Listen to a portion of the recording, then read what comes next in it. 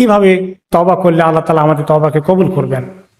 প্রথমত আল্লাহ তাআলা কোরআনে পাকে বলেছেন সূরা জুমারের 53 নম্বর আয়াতে, হে নবী আপনি বলে দিন আমার বান্দাদেরকে যারা নিজেদের উপরে অনেক অন্যায় আচরণ করেছে, গুনাহ বেশি করে করতে করতে সীমা লঙ্ঘন করেছে, তারা যেন এখন হতাশ না হয়ে যায়, আপনি এই সুসংবাদ তাদেরকে দান করেন যে নিশ্চয়ই আল্লাহ তাআলা সমস্ত গুনাহকে মাফ করেন, তিনি অনেক ক্ষমাশীল, তিনি অনেক দয়ালু। আমরা যে গুনাহ করি আল্লাহ তাআলা জানেন এবং তিনি আমাদেরকে এই সুসংবাদ দিচ্ছেন। এটা শুধু নেককারদের জন্য নয়, বরং এখানে তিনি গুনাহগারদেরকে ডেকে বলেছেন, যারা গুনাহ বেশি করে এত অনেক বেশি গুনাহ করেছে তাদেরকে ডেকে তিনি বলছেন যে তিনি গফুর এবং রাহিম। তওবা ব্যাপারে প্রচুর আয়াতে আল্লাহ তাআলা বলেছেন, উৎসাহিত করেছেন, যে ব্যক্তি নিজে অন্যায় করার পরে তওবা করে ফেলে এবং নিজেকে সংশোধন করে নেককার হওয়ার চেষ্টা চালায়, তাহলে আল্লাহ তাআলা তাকে তার তওবা কবুল করে ফেলবেন। তিনি নিশ্চয়ই ক্ষমাশীল এবং তিনি অনেক দয়ালু। তিনি আরেক জায়গায় বলেছেন, আমি যে তওবা করে আমি তার গুনাহ অনেক বেশি করে মাফ করে দেই এবং পরে সে তওবা করে ঈমানকে মজবুত করে, নেক আমল করে, হেদায়েতের পথে চলে আসে। অনেকগুলো আয়াতে আল্লাহ তাআলা এইভাবে বলেছেন, তওবা করার জন্য আমাদেরকে ডাক দিয়েছেন। তিনি তার নামের মধ্যে রেখেছেন তাওয়াব। তাওয়াব অর্থে যিনি তওবা কবুল করেন আল্লাহ তাআলার পক্ষ থেকে, বেশি করে যিনি কবুল করেন তিনি হচ্ছেন তাওয়াব। আর বান্দাদের মধ্যে যারা বেশি করে তওবা করে তারাও তাওয়াব। তো আল্লাহ তাআলা নিজের একটা নাম, একটা সিফাত রেখে দিয়েছেন তাওয়াব, যিনি বেশি বেশি করে গুনাহ আর তওবাকে কবুল করেন। এবং হাদিসে রাসূলুল্লাহ সাল্লাল্লাহু আলাইহি ওয়াসাল্লাম বলেছেন যে আল্লাহ তাআলা বান্দার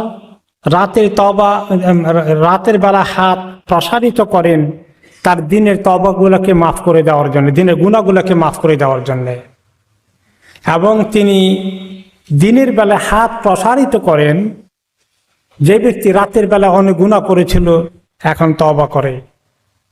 এবং এই কাজ চলতে থাকে যতক্ষণ পর্যন্ত না পশ্চিম দিক থেকে সূর্য উদিত না হয়। কিয়ামতের আগে সূর্য পশ্চিম দিক থেকে উঠবে, তখন তওবার দরওয়াজা বন্ধ হয়ে যাবে। তার আগ পর্যন্ত আল্লাহ তাআলা আমাদের তওবা কবুল করবেন। এটি হলো পৃথিবীর সময়। এই শুরু থেকে তওবা কবুল করার দরজা আল্লাহ খুলে রেখেছেন, বন্ধ করছেন না, একমাত্র কিয়ামতের আগে তিনি বন্ধ করে দেবেন।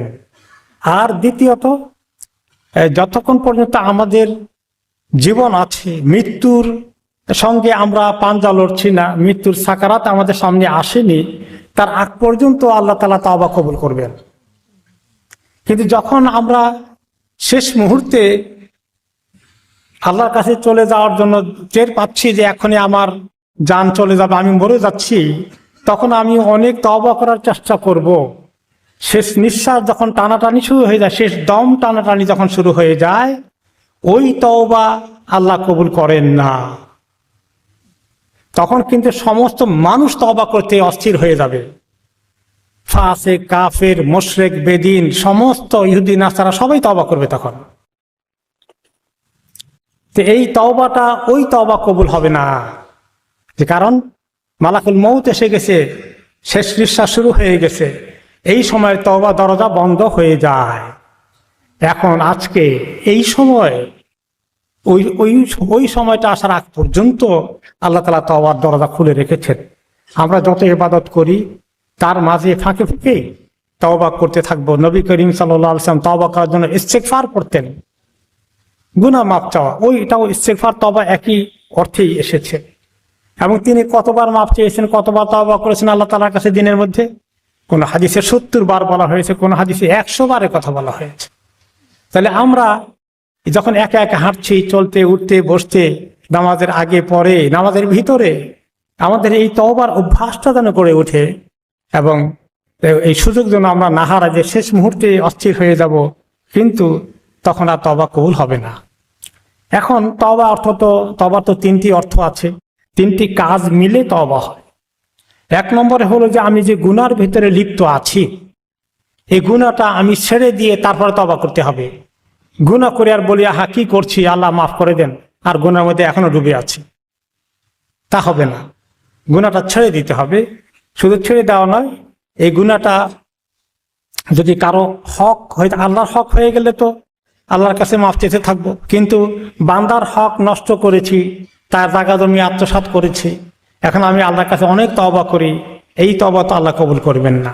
আমি যাকে প্রতারিত করেছি তার হক ফেরত দিতে হবে। তাহলে এইটা হলো যে গুনাহ থেকে সরে আসা। আর 2 নম্বর হচ্ছে আমি অত্যন্ত দুঃখিত হওয়া, আল্লাহ তাআলার কাছে কাতর হওয়া, আফসোস করতে থাকা যে আল্লাহ আমি এত গুনাহ করেছি, আল্লাহ আপনি আমাকে মাফ করে দেন, আমি খুবই লজ্জিত, আমি আল্লাহ খুবই অনুতপ্ত। এই মনের ভিতরে এই দুঃখ ব্যাপকভাবে সৃষ্টি করে আল্লাহর কাছে এক্সপ্রেস করতে পারা। আর 3 নম্বর হচ্ছে যে মনের ভিতরে এমন সিদ্ধান্ত নেওয়া যে এইরকম গুনাহ আমি আর জীবনেও করবো না, আল্লাহ আমি একদম নিজেকে সেই মানসিকতা নিয়ে আপনার কাছে মাফ চাচ্ছি, আল্লাহ আমি কখনো আর এরকম গুনাহ করব না। এভাবে গুনাহ করলে সেই তওবাকে আল্লাহ তাআলা কবুল করেন। আমরা এখন একটি তওবা যে কি ফজিলতের জিনিস, একটি স্টোরি আমরা নেই, তাফসিরে এসেছে। মূসা আলাইহিস সালামের কওমে ওনার কাছে দরখাস্ত করলো, অনেক দিন থেকে বৃষ্টি নেই, আপনি একটু আল্লাহর কাছে দোয়া করেন, নবীরা দোয়া করলে তো বৃষ্টি দিবেন আল্লাহ তাআলা। তিনি অনেক দোয়া করলেন, সবাইকে দোয়া করতে বললেন, কিন্তু বৃষ্টির কোনো খবর নেই। তখন মূসা আলাইহিস সালাম একদিন বলেন যে আল্লাহ অনেকদিন থেকে এই দরখাস্ত দিলাম, একটু বৃষ্টি দিলেন না। তো আল্লাহ তাআলা বলেন কেমনে দেব, তুমি যাদেরকে নিয়ে দোয়া করা ওখানে একজন বসে থাকে 40 বছর থেকে সে আমার বিরুদ্ধে, মানে আমার এত নাফরমানি করে যাচ্ছে, আর সে তোমাদের সঙ্গে থাকে, এসে তোমাদের সঙ্গে থাকা অবস্থা আমি কিন্তু তোমাদেরকে বৃষ্টি দেব না। তখন তিনি একদিন সবাইকে ডাকলেন, ডেকে বললেন এ সবাই আসো। আসছে, শোনো এখানে এমন একজন লোক আছে যে ব্যক্তির গুনার কারণে আল্লাহ তাআলা আমাদের উপর এত নাখোশ, সে থাকা অবস্থায় আল্লাহ তাআলা আমাদেরকে বৃষ্টি দেবেন না। আমি অনুরোধ করি তুমি বের হয়ে যাও, যে এত বেশি গুনাহ করছো তুমি বের হয়ে যাও এখান থেকে, এরপরে আমরা দোয়া করি আল্লাহ আমাদের সেই দোয়া কবুল করবেন। এখন লোকটা চিন্তা করলো, দেখি এইটা সে মনে করলো আমি না অন্য কেউ, দেখি না একটু কেউ বাইর হয় কিনা, তাহলে তো বেঁচে গেল। দেখে কেউ বাইর হলো না। এখন সে বুঝতে পেরেছে ওই লোকটা সে। এখন সে বলে আল্লাহকে এখন বলে যে আল্লাহ আমি যদি এখন বের হয়ে যাই তাহলে আমি সবার কাছে ধরা পড়ে যাব, অপমানিত হয়ে যাব যে আমি অনেক বড় গুনাহগার। আর যদি এখানে বাকি থাকি, বসে থাকি, তাহলে এই আমরা হালাক হয়ে যাব, আপনি বৃষ্টি দেবেন না, আমরা এখন অভাব অনটনে দুর্ভিক্ষে মহামারীতে আমিও মরব, মানুষও মরবে। তো আল্লাহ আমি তো 40 বছর গুনাহ করেছি, আমি এখন আপনার কাছে ধরা দিয়েছি, আত্মসমর্পণ করছি, আল্লাহ গোপনে আল্লাহর কাছে আমি আপনার কাছে মাপ চেয়ে নিচ্ছি, আল্লাহ আপনি আমাকে মাফ করে দেন, আমি অন্তর থেকে আপনার কাছে মাফ চাচ্ছি। তো এই লোকটা মনে মনে আল্লাহর কাছে অন্তর দিয়ে এই দোয়াটা করলো। আর কিছুক্ষণের পর্যন্তই বৃষ্টি নাজিল হওয়া শুরু হয়ে গেল। তো বৃষ্টি নাজিল হওয়ার পরে মূসা আলাইহিস সালাম বলছে আল্লাহ আপনি বলছিলেন তোমাদের মধ্যে ওই লোকটা বের না হলে আমি বৃষ্টি দেবো না, ওইটা তোমাদের ভিতরে আছে, এখন কেউ তো দেখি বের হয় নাই, বৃষ্টি দিলেন যে আপনি, কেউ তো বের হলো না। তখন বলে যে আছে, সেই এমন তওবা করেছে, ওই ব্যক্তির গুনার কারণে বৃষ্টি বন্ধ করেছিলাম, তার তওবার কারণেই আবার বৃষ্টি দিয়ে দিলাম, তার মানে তার তওবা কবুল হয়ে গেছে। তো মূসা আলাইহিস সালাম এখন তওবা কবুল হয়ে গেছে, এই লোকটাকে একটু দেখতে চান, খুশির কারণে তাকে তিনি তার তওবা কবুল হয়েছে সুসংবাদ দিবেন যে আল্লাহ আমার একটু দেখান তো, আমি ওই লোকটা কে, একটু দেখি তাকে আমি। তিনি বলেন মূসা 40 বছর সে আমার গুনাহ করলো, গোপনেই করেছে, তোমরা জানো নি, আর এখন গোপনে তওবা করে ফেলেছে, আমি এখন তাকে তোমাদের কাছে ধরিয়ে দেব না।